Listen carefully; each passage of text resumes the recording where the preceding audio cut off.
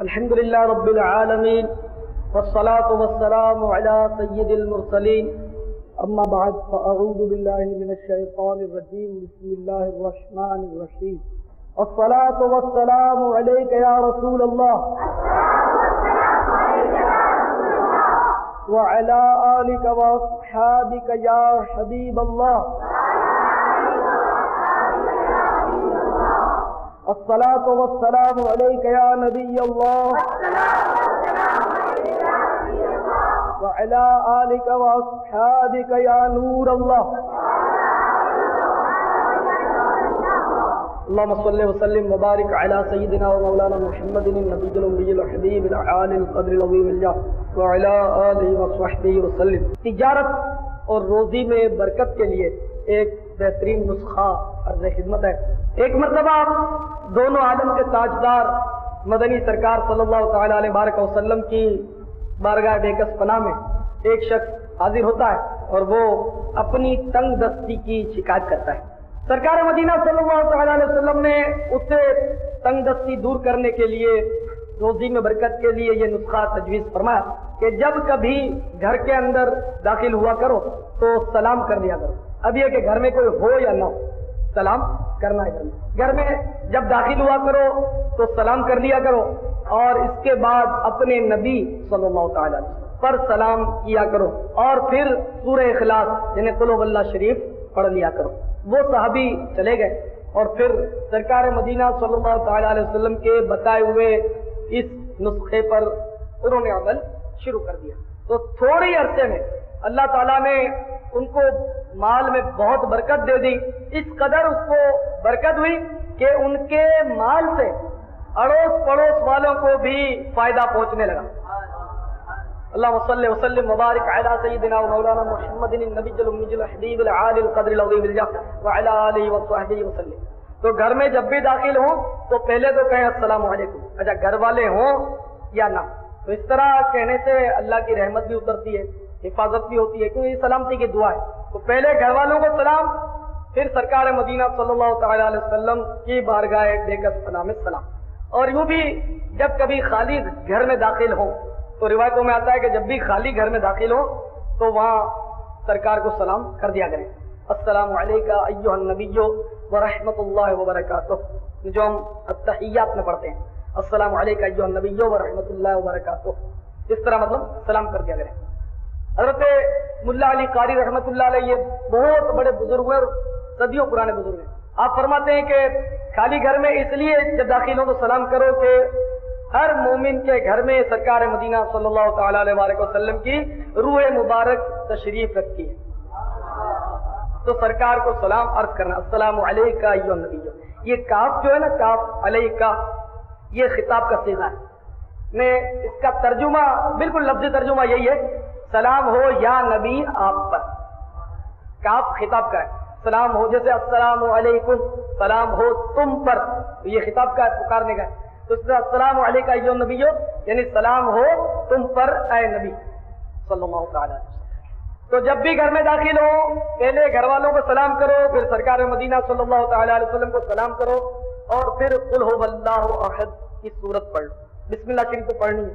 تو اس طرح انشاءاللہ آپ کی روزی میں بہت برکت ہے۔ ایک اور بھی نسخہ ہے روزی و برکت کا آسان ترین، فجر کی نماز کے بعد جب دعا کر لیتے ہیں، دعا کرنے کے بعد یعنی فاتحہ پڑھنے کے بعد صرف 10 بار یا باسطو پڑھ لیں، یا باسطو 10 بار پڑھ کر اپنے ہاتھوں پر دم کر دیں اور منہ پر پھیر لیں، تو انشاءاللہ اس سے بھی روزی و برکت ہوگی اور آپ کی محتاجی تنگ دستی اللہ تعالیٰ دور فرما دے گا۔ پیارے اسلامی بھائیو، آج آپ کی خدمت میں کسب حلال سے متعلق کچھ عرض کرنا ہے، اور بدقسمتی سے فی زمانہ کسب حلال اگر نایاب نہیں تو کامیاب ضرور ہے۔ اس دور میں کسب حلال، رزق حلال کما کر لے آنا یہ واقعی یعنی کہ بہت ہی مشکل کام بن چکا۔ عام طور پر لوگوں کو سمجھ نہیں آتی اس بات کی، وہ تو اپنی ایک ہی رت لگاتے ہیں کہ ہم کسی کا چھینتے تھوڑی ہیں، ہم کسی کو دھوکہ تھوڑی دیتے ہیں، ہم کسی کا دل تھوڑی دکھاتے ہیں۔ یہ الگ بات ہے کہ تجارت میں جھوٹ کثرت سے بولیں گے، بھاؤ میں ہیرا پھیری کریں گے۔ ہیرا پھیری کے معنی یعنی بھاؤ بتائیں گے کہ صاحب یہ 15 روپے کا ہے اور بس ایمانداری کی بات ہے 14.25 روپے کا گھر میں آیا 1.25 روپیہ کما رہا, ٹھیک ہے چلیے 8 آنے اور کم کر دیتا ہوں 14.5 روپے. اچھا 14 ہی دو 4 آنا, اب اس سے نہیں بولنا.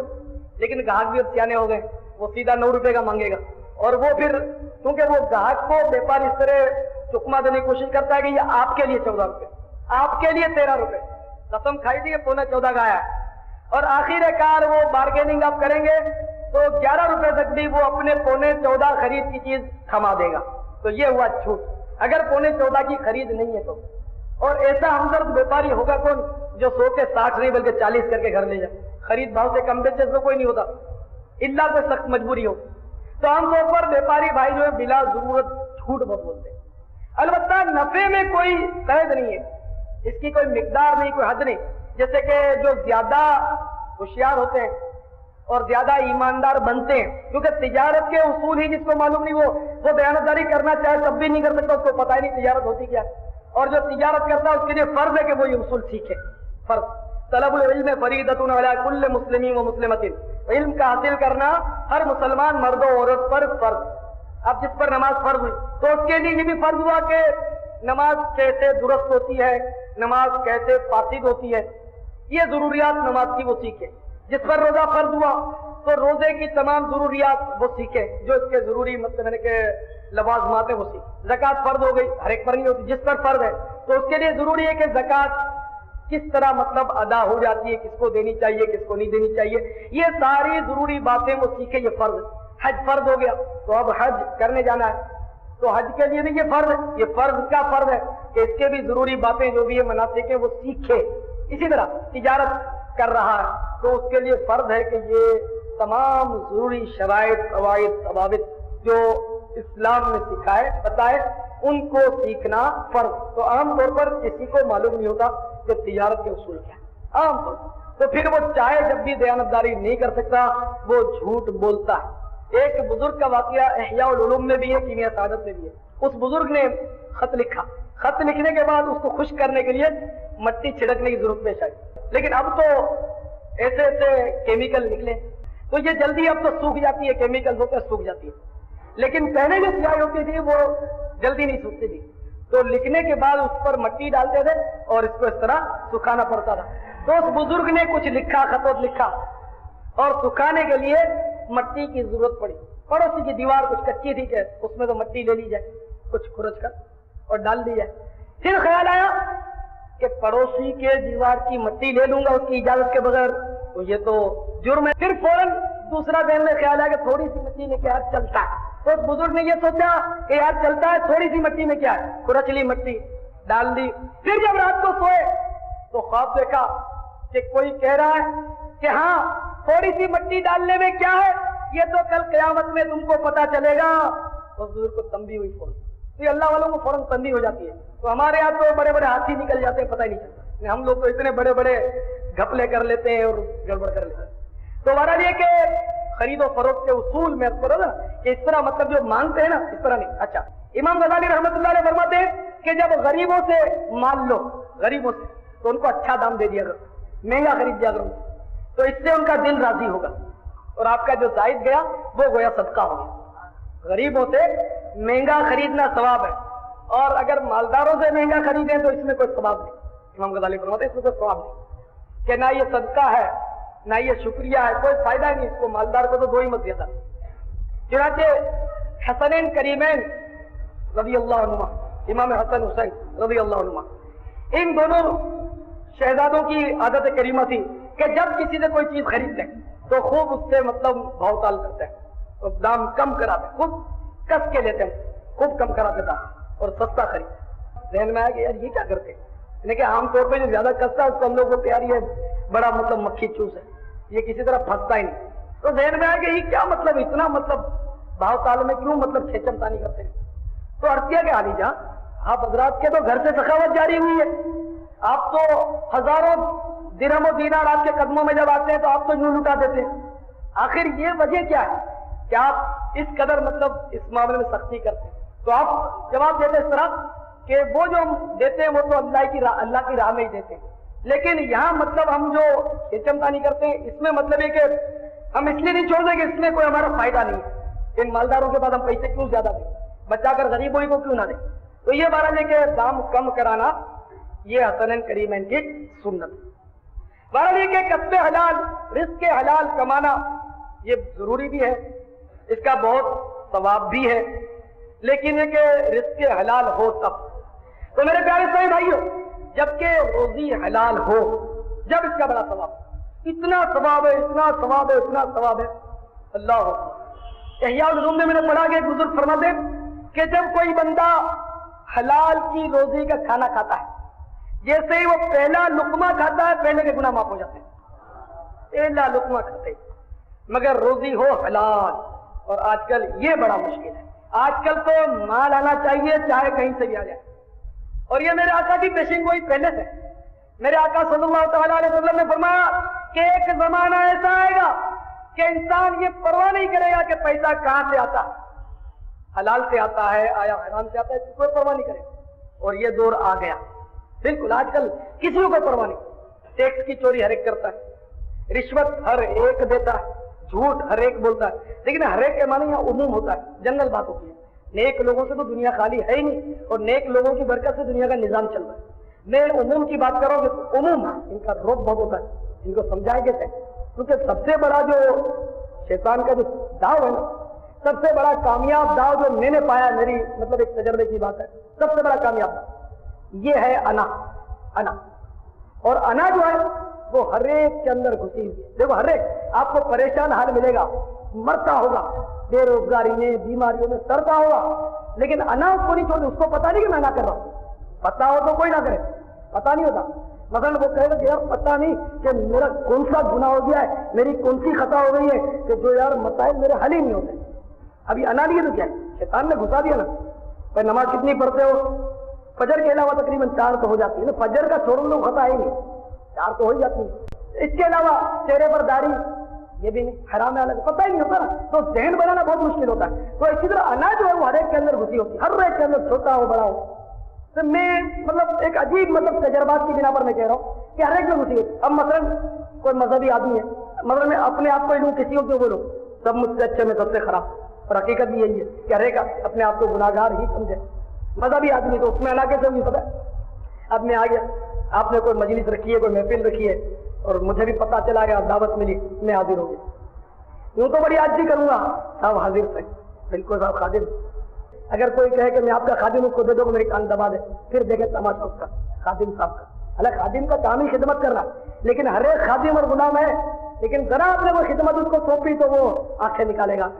तो आपने मुझे दावत दी, तो मैं मजहबी आदमी हूं ना, इसलिए, यानी कि मौलाना का टाइटल लगा होता है ना, मौलाना, मजहबी आदमी, मुकर्रिर, मुबल्लिग, बयान। तो फौरन मेरे ज़हन में ये बात आएगी कि ये गाड़ी भेजेगा या नहीं भेजेगा, बंदा मुझे लेने के लिए आएगा या नहीं आएगा। तो ये मेरी अना हुई नहीं, खुद पसंदी हुई, अपने आप को कुछ समझना हुआ कि मुझे वो बुलाया जिसके पास गाड़ी हो, रक्षा या टैक्सी का खर्चा दे सकता हो, 2 आदमी भेज सकता हो लेने के लिए। मैं और ऐसे ही चले जाओ, ठीक है। तो अच्छा, अब इसके बरखिलाफ आपको कोई दावत दे कि जरा आ जाना मिलाद शरीफ है, तो आपके जहन में ये बात आएगी ही नहीं कि गाड़ी भेजेगा या क्या, आपके जहन में नहीं आएगा। हाँ ठीक है, आ जाऊंगा यार, आप टहलते हो, निकल के लुढ़कते हो कोई, और मेरे आदमी सोचेगा गाड़ी ये वो। हालांकि सरकार ऐसा नहीं करती, सरकार गरीबों के पास खुद चल कर जाते थे। काश हम मजहबी लोगों को भी ये शऊर पैदा हो जाए कि हम भी खुद चल कर जाए, कोई दावत दे तो वो गाड़ी कहे तो मना कर दे कि नहीं खुद आएंगे, अल्लाह करे तो जज्बा। फिर जब मैं महफिल में पहुंचा, चला गया महफिल में, तो अगर मुझे किसी ने आगे नहीं बिठाया, लिफ्ट ही नहीं कराई, तो जिधर आपको बैठ, आपको जिधर जगह मिलेगी आप बैठ जाएंगे, आपको तो पता ही नहीं है, आप बैठ जाएंगे और आपको तो दिन में कुछ भी नहीं होगा। अगर मुझे आगे नहीं बिठाया तो लाजमी बात है मैं रंजीदा हो जाऊँ, खास भी नहीं जाता, मेरे को आगे भी नहीं बिठाया।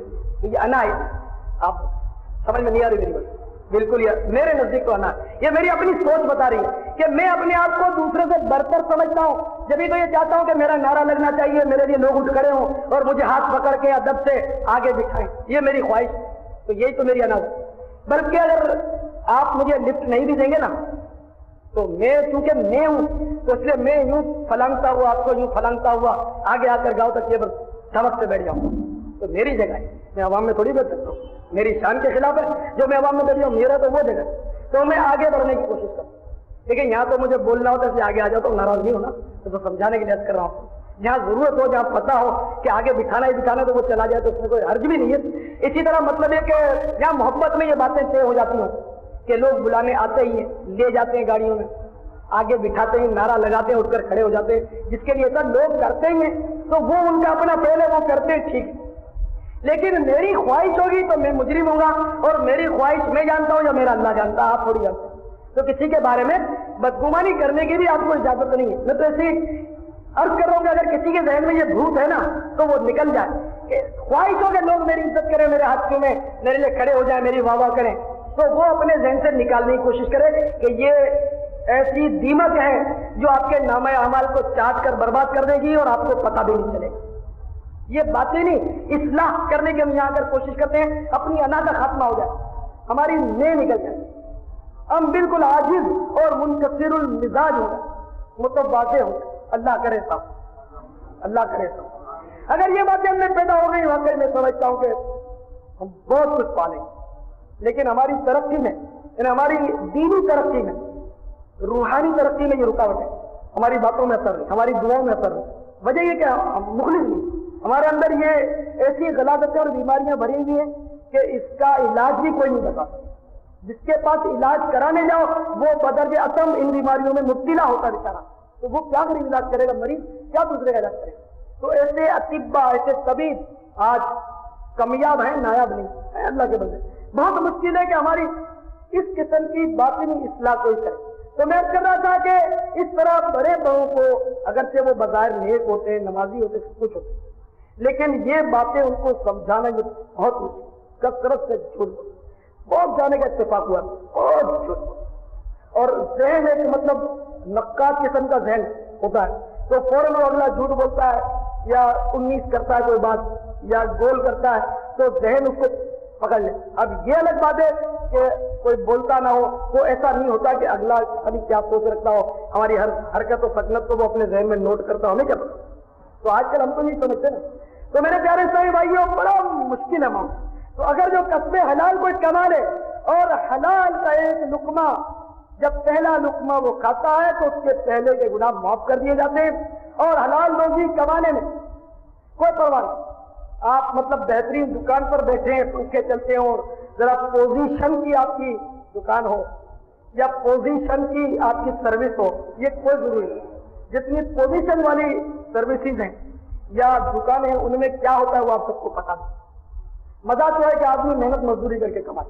کہ وہی بزرگ فرماتے ہیں کہ جو حلال روزی کمانے کے لیے ذلیل جگہ پر کھڑا ہوتا ہے، ذلیل جگہ پر، اس کے گناہ ایسے جھڑتے ہیں جیسے درخت کے پتے جھڑتے ہیں.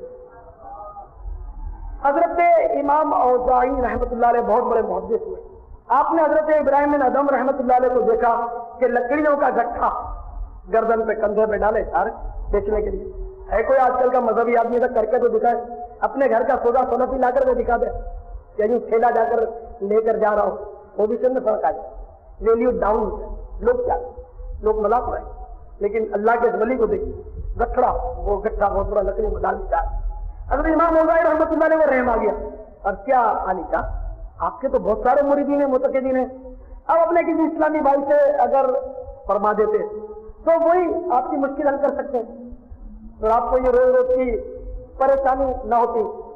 تو حضرت ابراہیم بن ادم رحمۃ اللہ نے فرمایا کہ چپ رہو، میں نے سرکار مدینہ صلی اللہ تعالیٰ علیہ وسلم کا یہ فرمانے علی شان سنا ہے کہ جو حلال روزی کمانے کے لیے ذلیل جگہ پر کھڑا ہوتا ہے اس پر جنت واجب ہو جاتی ہے اللہ کی رحمت. تو رزق حلال کمانا یہ بہت بڑی فضیلت، صرف روزی کمانا یہ کوئی فضیلت نہیں، حلال وہ بھی شرط. اور اس دور میں حلال روزی بہت، حلال روزی کمانے والے کو حدیث پاک میں مجاہد فی سبیل اللہ کہا گیا، اللہ کی راہ میں جیسے جہاد کرنے والا، ایسا حلال روزی کمانا.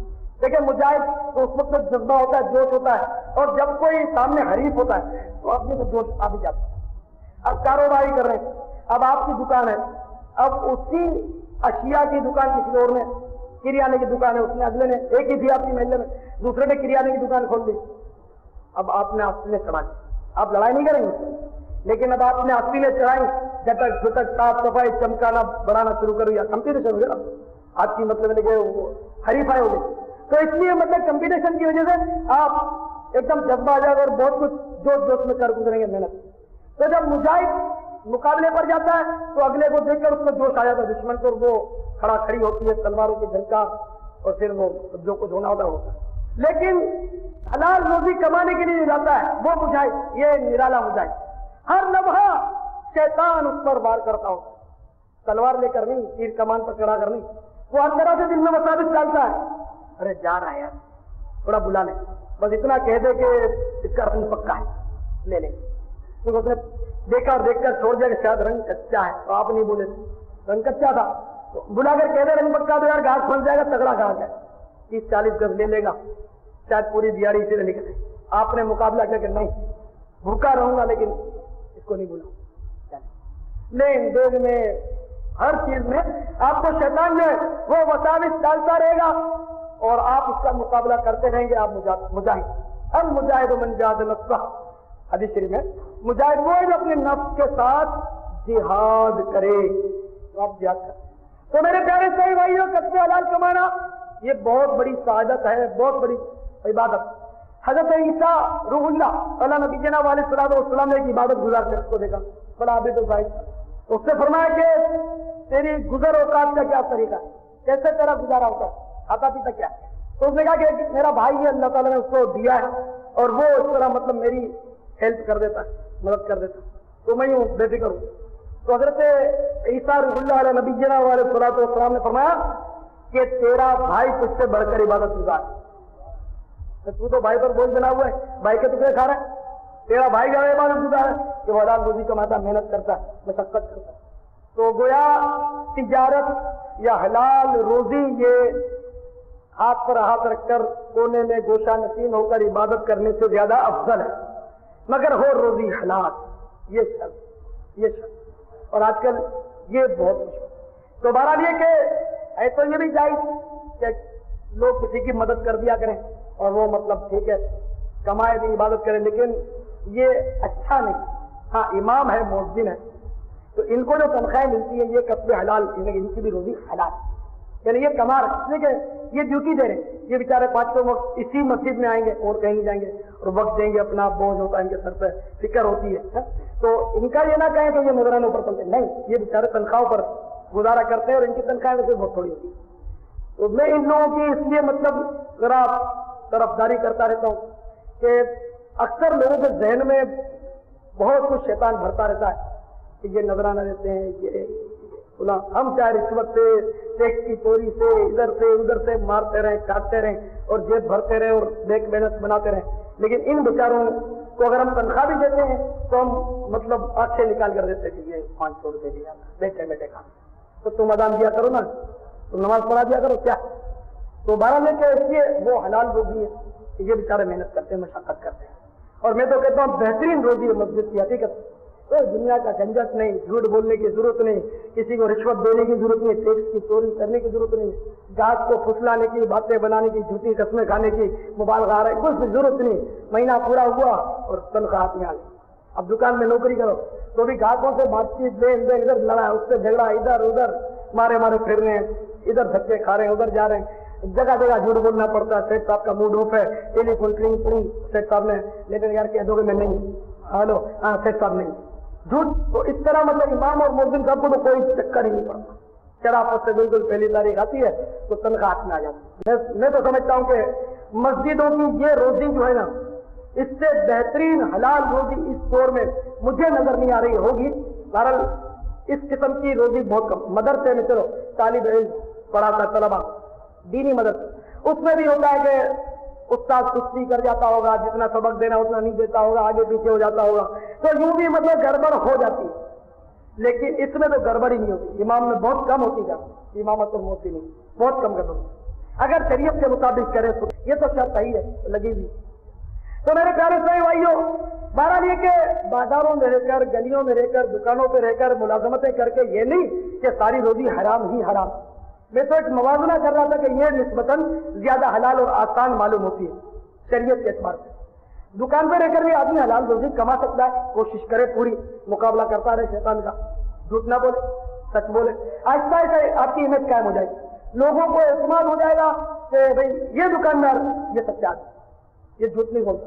جو اس کا عیب ہے یہ بتا دیتا ہے, جو خامی ہے یہ مطلب شو کر دیتا ہے. تو اس طرح مطلب آہستہ آہستہ آپ کی دکان چمک سکتی ہے. اور ہم نے دیکھے تھے لوگ کہ جو اس طرح حلال کمانے کی کوشش کرتے ہیں بیچارے, پہلے تو گھر کی کھچڑی کھانی پڑتی ہے, آہستہ آہستہ جب لوگوں میں اعتماد بحال ہو جاتا ہے تو پھر ان کی دکان چمک جاتی ہے. اللہ برکت دیتا ہے, اللہ تعالیٰ چھوڑتا نہیں, آزمائش ہوتی ہے.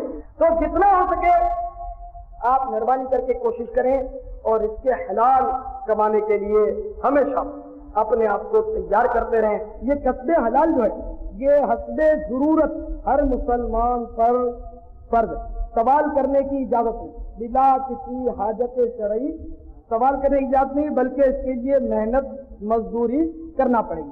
حضرت سیدنا داؤد علیہ نبینا علیہ الصلوۃ والسلام, یہ آپ سے معلوم ہے کہ بہت بڑے اللہ کے نبی ہوئے, اور ان کے صاحبزادے سیدنا سلیمان علیہ نبینا علیہ الصلوۃ والسلام, اس تو پوری دنیا پر حکومت تھی, انسانوں پر, جنوں پر, چرندوں پر, پرندوں پر, درندوں پر, سب پر حکومت تھی, ہوا پر, سب. یہ ان کے والد داؤد علیہ السلام.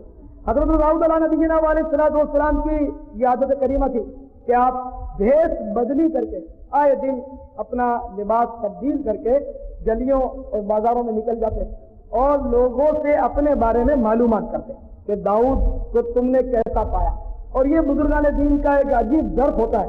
ہم اگر معلومات کریں بھی کسی سے اور ہمیں معلوم ہو جائے کہ اس کے خیالات ہمارے بارے میں اچھے نہیں, یعنی آج کل کا کوئی فرما روا اس طرح وہ معلومات کرنے نکلے بھی, کسی کو بھیجے بھی کہ میرے بارے میں ذرا لوگوں کے تاثرات معلوم کرو, تو جو اچھے تاثرات پیش کرے اس پر تو بادشاہ خوش ہو جائے گا یا صدر جو بھی ہو خوش ہو جائے گا.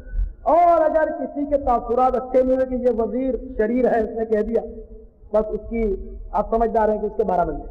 تو آج کل ظرف نہیں ہے, لیکن اللہ کے نیک بندوں کا ظرف عجیب ہوتا ہے کہ ان کی جب کوئی خامی بیان کرتا ہے تو یہ مطلب رنجیدہ اس لیے نہیں ہوتا کہ اس نے میری خامی بیان کی, اس لیے رنجیدہ ہوتا ہے کہ مجھ میں یہ خامی ہے, اگر ہے تو رنجیدہ ہو, نہیں تو نہیں, کوئی بات نہیں, غلط فہمی ہے, ٹھیک, بڑا وسیع ظرف.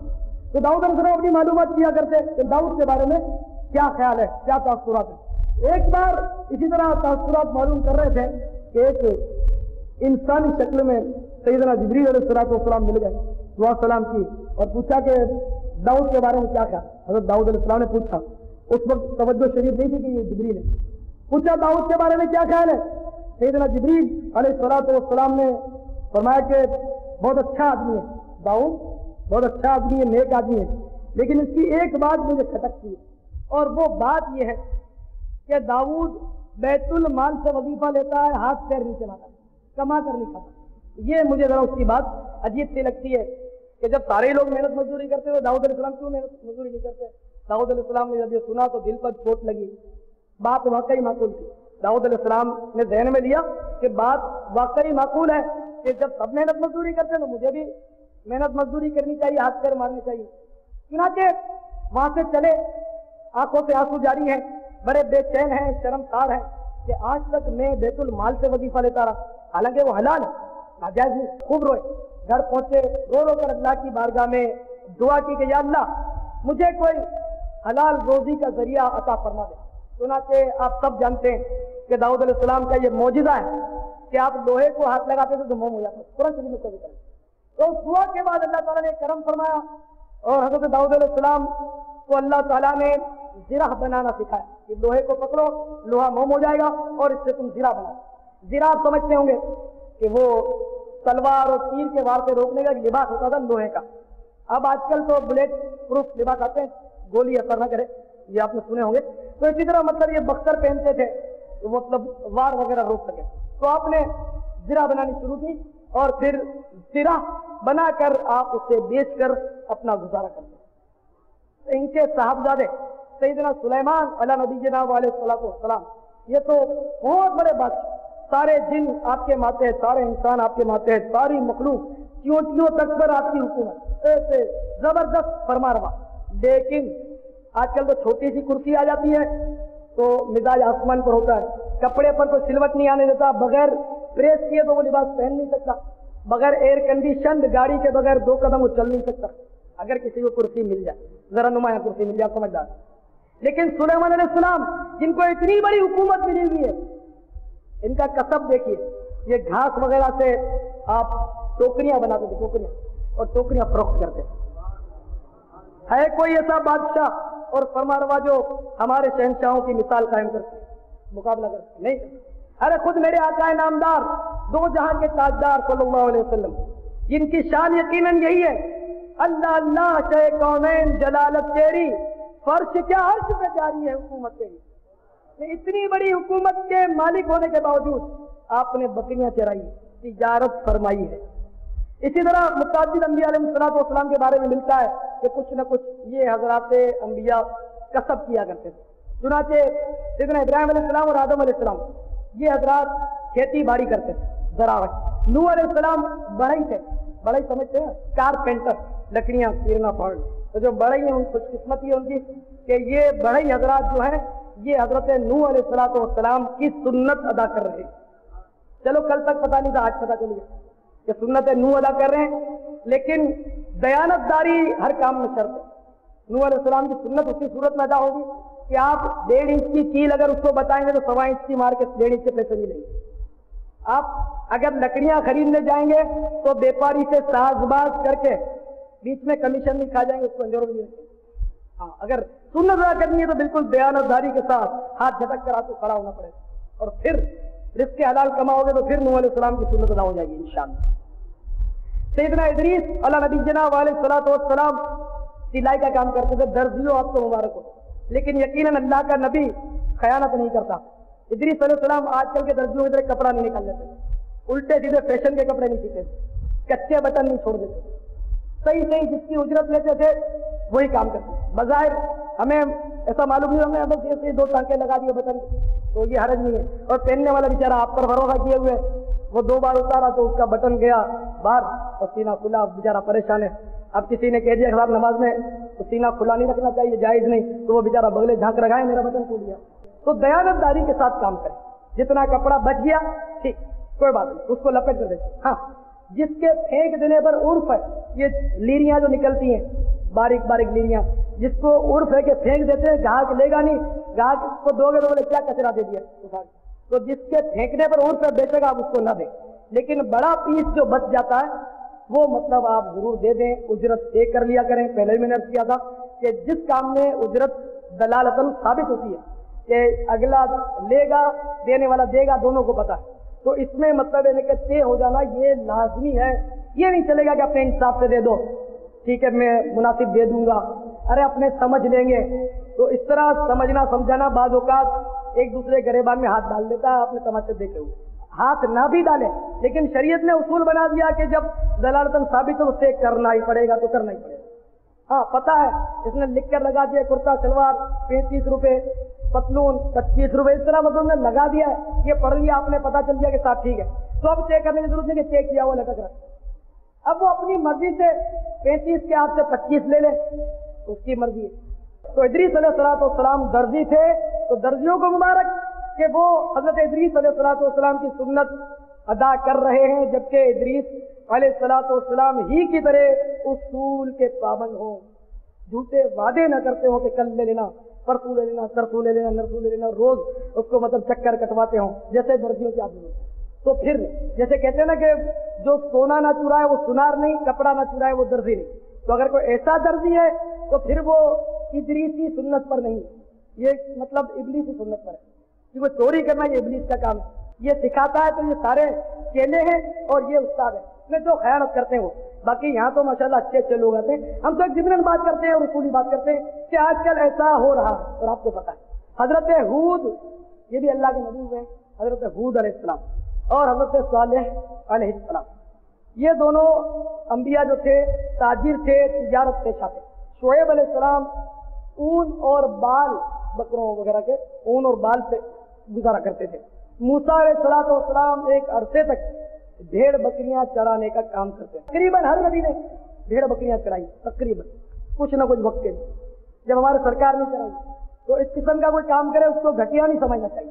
میں نے ایک حدیث شریف پڑھی کہ کوئی گدریا جب بکریاں چراتا ہو، اب ظاہر وہ جنگل میں جائے گا تو وہ مسجد وغیرہ تو ہوتی نہیں، جنگلوں میں مسجد کا، تو کوئی گدریا جبکہ وہ نمازی بھی کسی ٹیلے پر چڑھ کر اذان دیتا ہے، نماز پڑھتا ہے، اللہ تعالیٰ بہت خوش ہوتا ہے، اپنے فرشتوں کے سامنے اس کے بارے میں فخر کرتا ہے، میرا کتنا پیارا، اے فرشتوں تم گواہ ہو جاؤ میں نے اس کو بخش دیا، تو جہاں کہیں ہم لوگ اکیلے بھی ہو جائیں تو اذان دے کر نماز پڑھیں. میری تو عادت ہے کہ جہاں بھی گیا اگر اذان کا وقت گزر گیا یاد آنے والے یہ پانچوں نمازیں ہر وقت اذان کی آواز نہیں آتی، ایسے نماز کے ہوتے ہیں، لیکن حتی الامکان کوشش یہ ہوتی ہے کہ اذان بھی ہو اور اقامت بھی. تو اللہ کے ذکر کا ثواب تو کہیں نہیں ہے. تو یہ عادت بنا لیجیے. کہیں اکیلے بھی آپ ہوئے، کہیں مسجد نہیں ہوئی، نماز باجماعت پڑھنے کا کوئی موقع نہیں ملا، تو اپنی اذان اپنی اقامت پڑھ کر اکیلے بھی نماز پڑھنا. میں نہیں کہتا یہ واجب ہے یا فرض ہے، لیکن اللہ کا ذکر ہے، اس میں حرج بھی کیا، اللہ اللہ ہی تو کرنا ہے. ٹھیک ہے. ایک مرتبہ ایک شخص سرکار کی بارگاہ میں عرض کرتا ہے، یا رسول اللہ صلی اللہ علیہ وسلم، میں درزی ہوں، سلائی کرتا ہوں. تو میرے آقا صلی اللہ تعالیٰ علیہ وسلم نے اس سے فرمایا کہ اگر تو نے اس میں راست بازی سے کام کیا تو تو سیدنا ادریس علیہ نبی جنا علیہ الصلوۃ والسلام کے ساتھ جنت میں داخل ہوتا. کسی نے عرض کیا، یا رسول اللہ صلی اللہ علیہ وسلم، میں معمار ہوں، تعمیرات کا کام کرتا ہوں. تو سرکار نے فرمایا کہ تو اگر اس میں راست بازی سے کام کرے گا تو سیدنا ابراہیم علیہ نبی جنا علیہ الصلوۃ والسلام کے ساتھ جنت میں داخل ہوگا. ابراہیم علیہ السلام نے کعبہ شریف کی تعمیر فرمائی. تو تعمیرات کرنا یہ بھی کوئی بری بات نہیں، کوئی پیشہ برا نہیں. حضرت زبیر رضی اللہ تعالیٰ عنہ اور عمرو بن عاص رضی اللہ تعالیٰ عنہ یہ مشہور صحابہ ہیں. یہ دونوں صحابہ قصائی سے گوشت بیچنے کا کام کرتے ہیں. تو حلال روزی میں کوئی عیب نہیں جب تک انہیں سنتوں کو نہ چھوڑے. سنتوں کو چھوڑ دے گا، سنتوں کو پائمال کرے گا، لالچ میں پڑ جائے گا تو پھر گیا. تو تیسرے کسی شخص نے عرض کیا، یا رسول اللہ صلی اللہ علیہ وسلم، میں تجارت کرتا ہوں. سرکار کی رحمت جوش پر آئی اور فرمایا کہ تو نے اگر اس میں راست بازی سے کام کیا تو تو میرے ساتھ جنت میں داخل ہے. اس سے بڑھ کر اے بیپاریوں آپ کی کیا خوش نصیبی ہوگی. لیکن دیانتداری سے کام کرنا پڑے گا. مال میں عیب ہے تو بتانا پڑے گا. مال میں عیب ہو اور نہ بتائے یہ حرام ہے. سرکار مدینہ صلی اللہ تعالیٰ علیہ وسلم نے ایک بار ایک غلے کا ڈھیر دیکھا، کوئی فروخت کر رہا تھا، تو اندر اس کے ہاتھ ڈالا، تری تھی، اندر ہاتھ ڈالا تو اس کے تری تھی، بھیگے ہوئے تھے. تو آپ نے فرمایا کہ یہ کیا ہے؟ اس نے عرض کیا، یا رسول اللہ صلی اللہ علیہ وسلم، بارش میں بھیگ گئے. تو آپ نے فرمایا کہ یہ دکھا کر تجھے بیچنا ہے کہ جو دھوکہ دے وہ ہم میں سے نہیں. من غش فلیس منا، جس نے ملاوٹ کی، دھوکہ دیا، وہ ہم میں سے نہیں. تو جو بھی نقل ہے وہ دکھانا پڑے. اب پھلیاں وغیرہ بیچتے ہیں، کچی پھلیاں، پانی کے، بلکہ تازہ پھلیوں کا جب سیزن آتا ہے، تازہ پھلی اس کو ہولا کہتے ہیں. ہولے تو ہوتے ہیں کم، دوسری پھلیاں بھی پانی میں بھگوتے ہیں اور خوب بھگونے کے بعد اس کو مکس کر دیتے ہیں. گیہوں میں، باجرے میں، اس طرح کنک وغیرہ جو بھی یہ چاول ہیں اس میں مٹی وغیرہ مکس کرتے ہیں. مرچ مسالے میں پتہ نہیں کیا کیا مکس کرتے ہیں. یہ کالی مرچ ہوتی ہے، اس میں پپیتے کے بیج سکھا کے مکس کر دیتے ہیں. اسی طرح مرچ جو ہوتی ہے لال مرچ، اس میں لکڑی وغیرہ پیس کر اس کا برادہ ڈال کر چلا لیتے. تو اس طرح مطلب یہ کہ بہت ملاوٹیں آج کل ہو رہی ہیں. میرے پیارے بھائیوں، چند سکے بظاہر آپ کو مل بھی جائیں گے لیکن نکل بھی ایسے ہی جائیں گے، آپ کو پتہ بھی نہیں چلے. آپ پر کوئی طرف نہیں کھائے گا، کوئی ریم نہیں کھائے گا. آپ کہیں گے کہ میری بونی نہیں ہوئی، میں شام کو دوں گا، وہ آپ کی جیب سے نکال لیں. بونی نہیں ہوئی، دینے کے لیے واپس پیسے نہیں رکھے. تو اس طرح مطلب ہے کہ رشوت لینے والے نمونے جو لے جاتے ہیں آپ سے، آپ رشوت دو تو نمونے پاس، ورنہ آپ کے نمونے فیل ہو جاتے ہیں. یہ آپ کو سب پتہ ہے. تو میری تو یہ خواہش ہے، میری تمنا، میری سوچ ہے کہ فرد سے معاشرہ بنتا ہے. اگر فرد کی اصلاح ہوئی، معاشرے کی اصلاح ہوگی.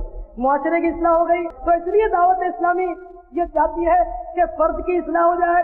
جب فرد کی اصلاح ہو جائے گی، معاشرہ صحیح ہو جائے گا. لیکن گھر کا ایک فرد جو ذمہ دار فرد ہے، وہ اگر صحیح ہو جاتا ہے تو آہستہ آہستہ آہستہ اس کے گھر میں اصلاح کا سلسلہ چل پڑے گا. آپ صحیح ہو گئے، نمازی آپ بن گئے، آپ نے چہرہ سجا لیا، گناہوں سے آپ کو نفرت ہو گئی، فلموں سے، موسیقی سے، سب سے آپ کو نفرت ہو گئی، اور آپ اپنے گھر کے بڑے ہیں، جبکہ ہیڈ آف دی فیملی، تو آپ جو کچھ پسند کرتے ہیں اپنے گھر پر وہ مسلط کریں گے. تو یہ دیکھا میں نے کہ ایک بندہ جب صحیح ہوتا ہے تو بتاؤ کا ایسا ہوا ہے کہ اس کا پورا گھر آہستہ آہستہ بالکل راہ راست پر آ جاتا ہے. گانے بھی بند کر دیتے ہیں، پتہ نہیں کیا کیا ہو جاتا ہے. وی سی آر تو ویسے ہی سمجھے بہت جلدی بھاگ جاتا ہے. تو اس طرح مطلب فرق سے موچو نہیں. جب ایک گھر صحیح ہو گیا، لیکن آخر یہ بھی تو بڑھے گا نا آگے. ایسے تو اس کا ایک بلب روشن ہوا تو وہ پورے کمرے کو بھر دیتا ہے. تو ایک گھر پوری بلڈنگ میں اگر صحیح ہو گیا تو اڑوس پڑوس کو بھی ان کا فیس تو ملے گا. تو اس طرح آہستہ آہستہ، یہ ایک دم نہیں ہوگا، آہستہ آہستہ اگر دعوت اسلامی ترقی کرتی رہی اور آپ بھائی مل کر کام کرتے رہے. اگر آپ نے غیر ذمہ داری کا ثبوت دیا کہ موڈ ہوا تو اجتماع میں آ گئے، موڈ نہیں ہوا تو نہیں آئے، فرصت ملی تو آ گئے، نہیں ملی تو گھر بیٹھے رہے، رستے مارتے رہے، تو نہیں ہوگا کام. اگر ہر فرض حملے کا یہ ٹھان لے، کمر باندھ لے کہ میں سرکار مدینہ صلی اللہ تعالیٰ علیہ وسلم کی سنتوں کو اپنے اوپر بھی نافذ کروں گا اور دوسروں کو بھی اس کی تلقین کرتا ہی رہوں گا، پھر یہ معاشرہ صحیح ہوگا۔ خالی کہہ لینے سے، بیان جھاڑ دینے سے، یہاں کھڑے ہو کر 1.5 گھنٹہ سما خراشی کر لینے سے یہ کچھ نہیں ہوگا، زبانوں میں اثر نہیں ہوگا جب تک ہم خود عمل نہیں کریں۔ تو اس لیے ضرورت اس بات کی ہے کہ پہلے خود عمل کرے، پھر دوسروں کو تلقین کرے، ترغیب دلائے، کوشش کریں یہاں سب کو پیار سے، محبت سے، احسن طریقے پر دعوت دے کر آپ جمع کر کے لائیں۔ آپ کو ان کے گھر بھی جانا پڑے گا، اس کو بلانے کے لیے دکان پر بھی جانا پڑے گا، اس کو ٹیلی فون بھی کرنا پڑے گا۔ جب آپ دنیا کے لیے بہت سارا خرچ کرتے ہیں تو سنتوں کے درد کی خاطر، سنتوں کے سوچ کی خاطر، سرکار مدینہ صلی اللہ تعالیٰ علیہ وسلم کی محبت کی خاطر اگر کسی کو آپ دعوت اسلامی کے اجتماع میں لانا چاہتے ہیں، انشاءاللہ آپ کا یہ رائے گا نہیں جائے گا۔ یہ جو کچھ آپ نے خرچ کیا یقیناً اللہ کی راہ میں خرچ کیا، اور اللہ کی راہ میں خرچ کرنا ویسے بھی 700 گنا سے بھی زیادہ ثواب ملتا ہے، 700 گنا، تو آپ کا کچھ بھی بیکار نہیں ہے۔ تو اس طرح آپ لگن سے، محنت سے، ہمت سے کام کرتے رہو گے تو کام ہوگا، اور ایک ہی انداز ہوگا تو کام ہوگا، ایک ہی جگہ مل کر کام کرو گے تو کام ہوگا، معاشرہ صحیح ہوگا۔ آپ مخلص ہیں تو دعوت اسلامی کو لے کر چلیں، اللہ تعالیٰ آپ کو بہت زیادہ کامیابی دیتا ہے۔ ایک بنی بنائی تحریک ہے، اس کو خوب چلائیں اور اسی کو چلائیں، کیونکہ ایک کھوٹے سے بندھا رہنا اچھا رہتا ہے، ایک نیام میں 2 تلوار نہیں، تو اسی لیے اسی کو چلائیں، خوب چلائیں۔ یہ آپ کی اپنی تنظیم ہے اور اس میں کوئی ممبرشپ نہیں، کوئی اس کی فیس نہیں، کوئی چندہ نہیں، اس میں صرف آپ سنتوں کی خدمت کریں، سنت سے سیکھیں، دوسروں کو سکھائیں، پابندی سے آئیں، دوسروں کو لائیں، اپنی اپنی مساجد میں درس دیں، نگرانی کریں، وہاں لوگوں کو دعوت دیں، خود سنتیں سیکھیں، دوسروں کو سکھائیں، یہاں آئیں لائیں، گھروں کو بلا کر لائیں۔ اللہ نے آپ کو توفیق دی، 2 پیسے دیے، اپنے محلے میں سوزوکی کر لیں، 2 ساتھی اور ملا لیں کہ یار 15 تو دینا، 15 تو دینا، 25 میں ڈال دیں، ٹھیک ہے نا، 55 روپے کی اپنے سوزوکی کرتے، آپ سوزوکی لے آئے، لے گئے، تو اس طرح کیا ہوگا کہ آسانی جب لوگوں کو دیں گے تو لوگ آئیں گے۔ یہ اس میں آپ کو انشاءاللہ ایک ایک پائی کا آپ کو ثواب ملے گا، آپ کا ثواب نہیں جائے گا، دیکھیں نا، لوگ ثواب کی خاطر مدینے بھی تو لوگوں کو لے جاتے ہیں، مدینے بھی لے جاتے ہیں، تو ثواب ہی تو ملتا ہے، حج بدل کا، اور حدیث اس پر موجود ہے، اور پورا مطلب ہے کہ تصور موجود ہے حج بدل کا۔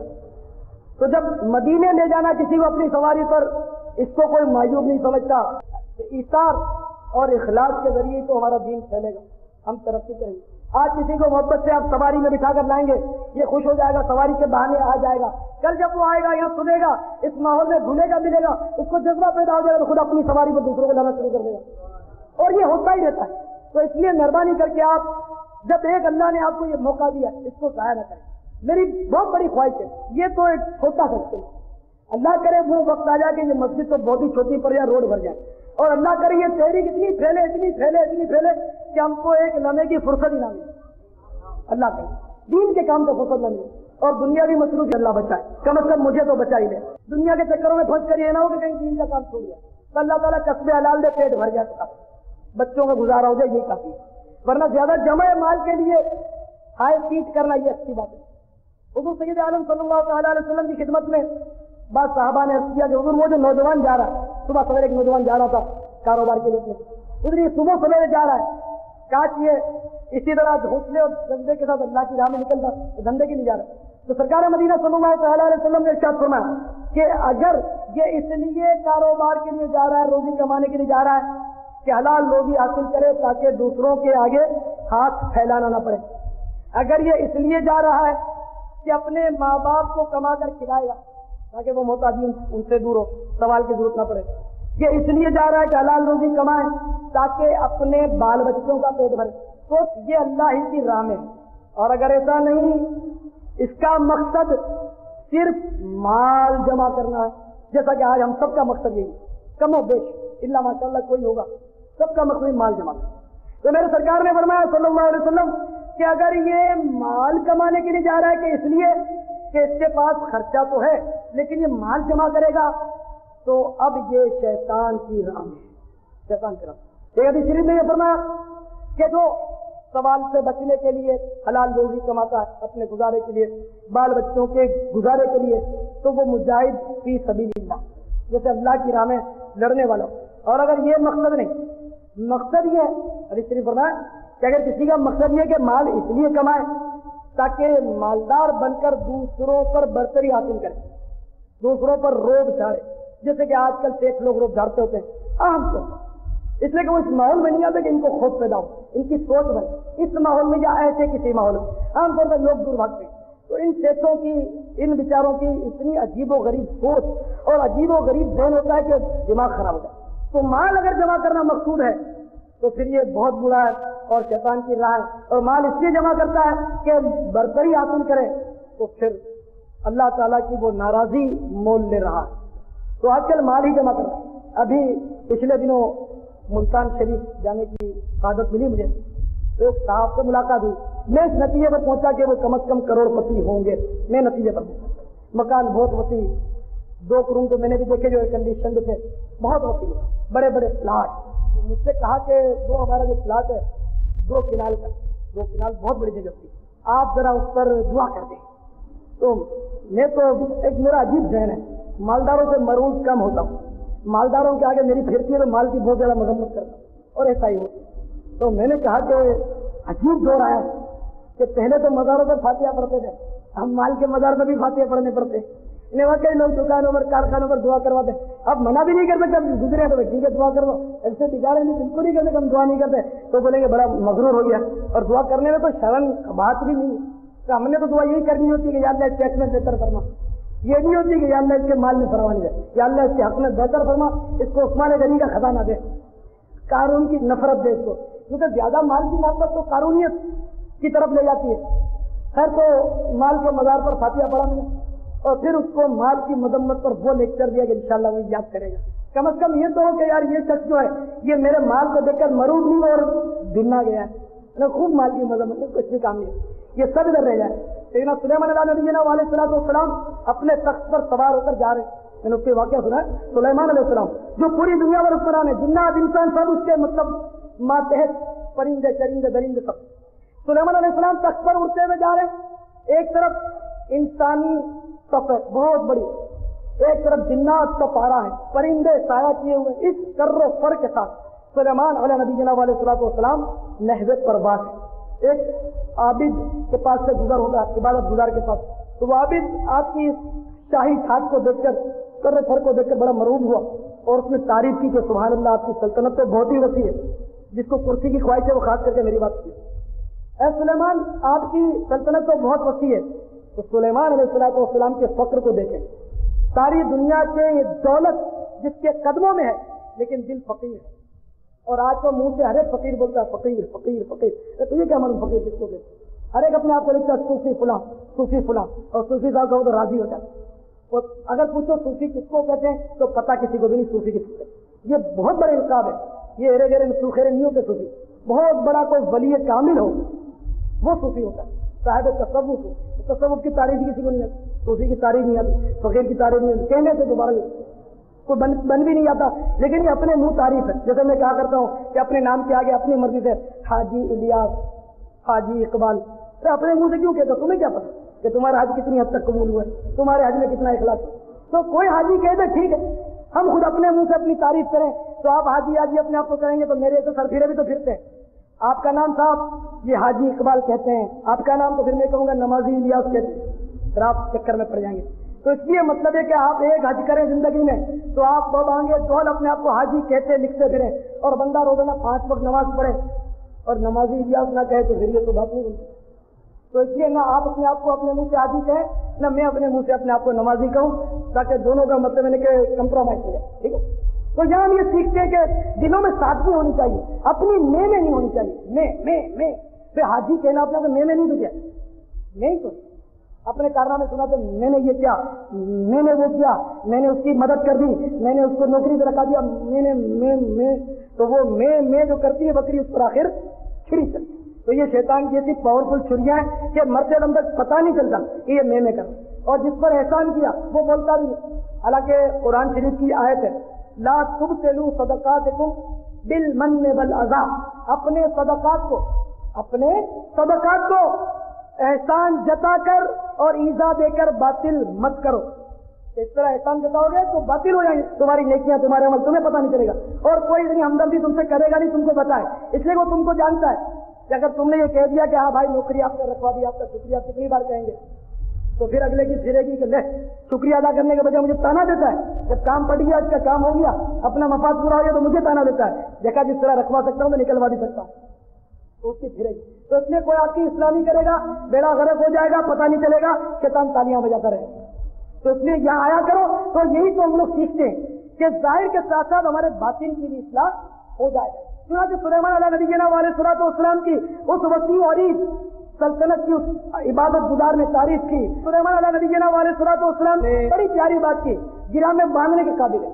فرمایا کہ میری یہ سلطنت جو ہے یہ تو فنا ہو جانے والی، یہ فانی، میری سلطنت فانی ہے، میری تمام تر سلطنت سے تو وزندار ایک تسبیح ہے، یعنی کوئی کہہ دے سبحان اللہ تو وہ میری تمام تر سلطنت سے اس کا سبحان اللہ کہنا زیادہ افضل ہو گیا کہ میری سلطنت تو ایک نہ ایک دن فنا ہو جائے گی، سبحان اللہ کہنا اس کا باقی رہ جائے گا۔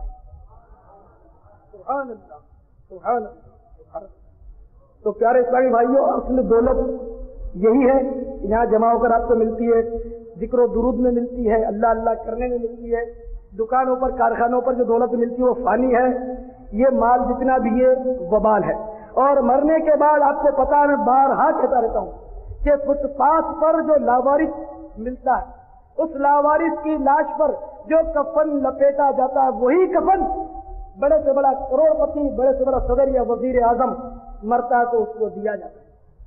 کسی وزیر کو، کسی کارخانے دار کو کوئی ریشم کا کفن یا کیتی 4000 کا کفن نہیں دے گا، وہی پورے لٹھے کا کفن ملے۔ اس کے لیے قبر میں اندر کوئی ایئر کنڈیشنر نہیں لگائے، پنکھا بھی نہیں، جیاں بتی بھی نہیں لگائے۔ آپ نے دیکھا کسی کوئی فرما روا کی قبر میں کسی نے بتی لگائی ہو یا لائن دی ہو اندر ٹھنڈک کی؟ چٹائی بھی نہیں بچائیں گے، میاں یوں ہی چھوڑ کے چلے آئیں گے کیڑے مکوڑوں میں۔ تو اصلی جو مالدار ہے وہ دنیاوی مال سے نہیں، بلکہ اصل مالدار تو وہ ہے جو صاحب نیک اعمال ہے، صاحب مال نہیں، نیک اعمال، وہ اصل مالدار ہے۔ تو اللہ تعالیٰ ہمیں نیکیوں کا مالدار کر دے اور دنیاوی مال کی بے جا لالچ ہمارے ذہن و دماغ سے اللہ کرے نکل جائے۔ تیرا کرم ہے ذات باری، عطاری ہوں عطاری، نسبت کیا ہے پیاری پیاری، عطاری ہوں عطاری، نسبت کیا ہے پیاری پیاری، عطاری ہوں عطاری، میں ہوں ضیائی، میں ہوں رضوی، میں ہوں ضیائی، میں ہوں رضوی، سگ ہوں غوث پاک کا، میں ہوں ضیائی، میں ہوں رضوی، سگ ہوں غوث پاک کا، قادری میں قادری، قادری میں قادری، عطاری ہوں عطاری، تیرا کرم ہے ذات باری، عطاری ہوں عطاری، تیرا کرم ہے ذات باری، عطاری ہوں عطاری۔ صلو علی الحبیب صلی اللہ تعالی علی محمد۔ مجھے اپنی اور ساری دنیا کے لوگوں کی اصلاح کی کوشش کرنی ہے۔